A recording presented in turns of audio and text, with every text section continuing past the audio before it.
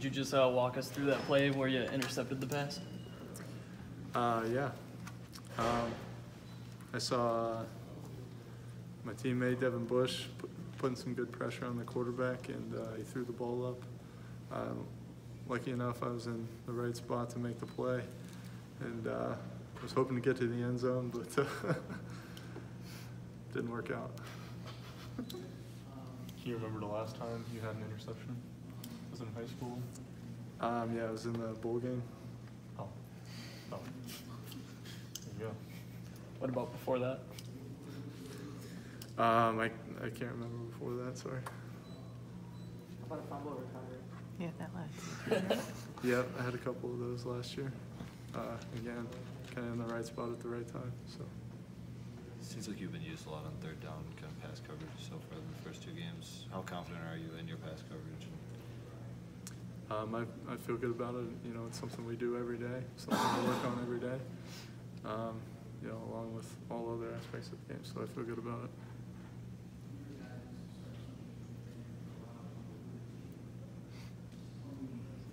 it. Has that always been kind of your MO in football, right place, right time? Yeah, just trying to run around the field and get to the ball as best as I can. So, you know, that's something that there's a lot of things out there that you can't control, but what you can control is, you know, your effort and getting to the ball. I remember last year we were talking kind of like an action guy, not a lot of talk. When you, excuse me, do you feel like, because watching you warm up against Notre Dame and obviously the play, do you feel like maybe you're like athletically underrated a little bit? You feel like maybe people overlook you? I really because you don't don't care talk what people a lot? think of me. Jim yesterday was saying that he sees, you know, NFL potential in you, but that you were focused more on a military career flying planes. I mean, is that something where if they came to, if you started hearing that, you know, you would go high, that they were interested in you, that you would absolutely turn it down? I think people have passions in life, and my passion is flying, and, you know, I know where I want to go, and I want to join the military, and I know that's uncommon for most people, you know, but it's always been something that I've looked at and always wanted to do. Where did that come from? You know, my mom was in the Air Force before I was born.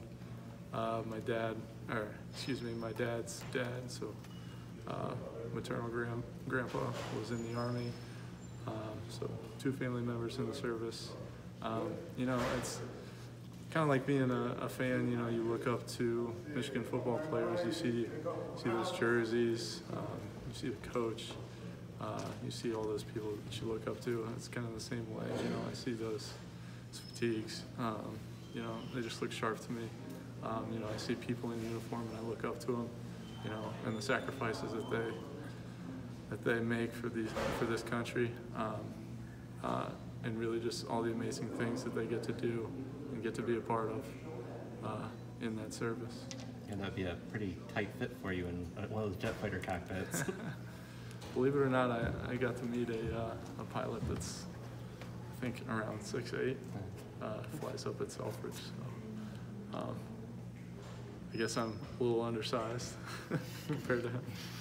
Harbaugh mentioned because when he mentioned the jet flying and aviation, I asked him if is it like a thrill seeker thing, and then he said no, it's most definitely like a protective element for you. I mean, when did you fall in love with aviation, figure out that was what you wanted to do, and where does that protective instinct come from? Yeah, I don't know if I'd classify myself as a thrill seeker, but I can't really remember any one singular event of falling in love with aviation. But, you know, as a kid, I was always draw pictures of airplanes, just sitting there in class, and you know, I was obsessed with Star Wars. I wanted to be Han Solo, you know, flying the Millennium Falcon, you know, just like a lot of kids. And I've been fortunate enough to have the opportunities to go to a great school, get a great education that's propelling me towards my goals and passions in life. What were your parents' jobs in the military? So my mom was a nurse in the military for 4 or 5 years. You said they were both Air Force? Yeah, my mom was Air Force. And did your dad serve? My grandpa served in the Army. So are you focusing on Air Force, or is Navy a possibility? Actually, I'm looking at United States Marine Corps. That's for a bunch of reasons, but also they guarantee aviation contracts. So, Do you know what type of plane that you would fly? You achieve the goal that you want? I'm really open to anything. I just want to get up there. Is there and a get singular flying. one that you hope? I know the JSF F-35 is, you know, it's coming into fruition, and it's pretty sharp, 5th generation airplane. I think that'd be a pretty cool one to fly.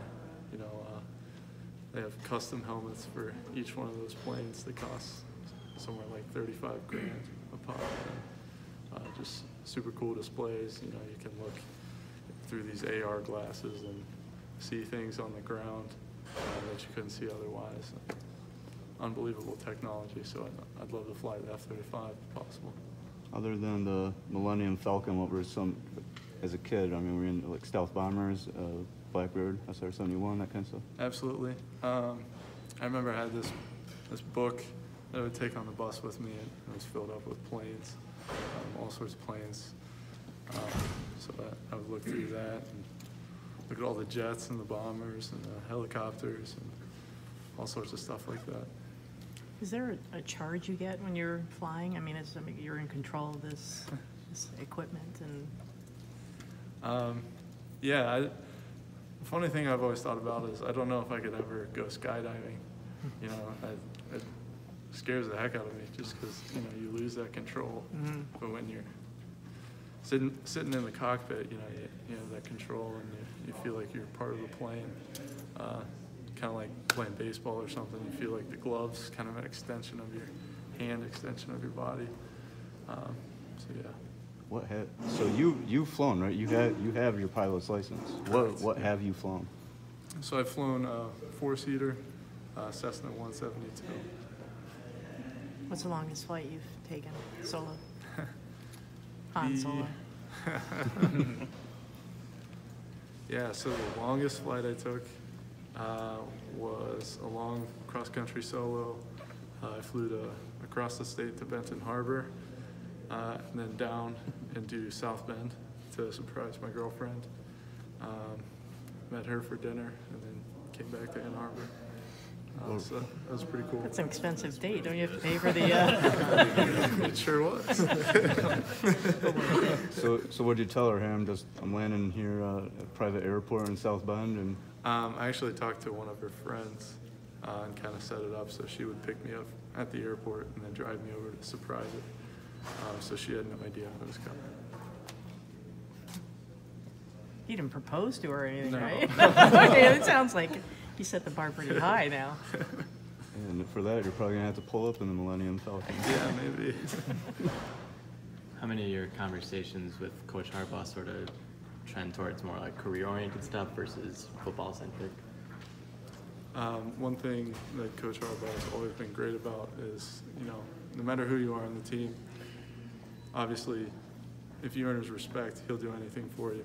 You know, I can't thank him enough for all that he's done for me, you know, getting me towards where I want to go in my life and realizing you know, what motivates me, what makes me passionate, and helping me achieve those goals. And you know, he's been instrumental in a lot of things, flight training, and helping me out with my application for the military. So I really can't thank him enough. And yeah, we've talked about it, and he's told me different things.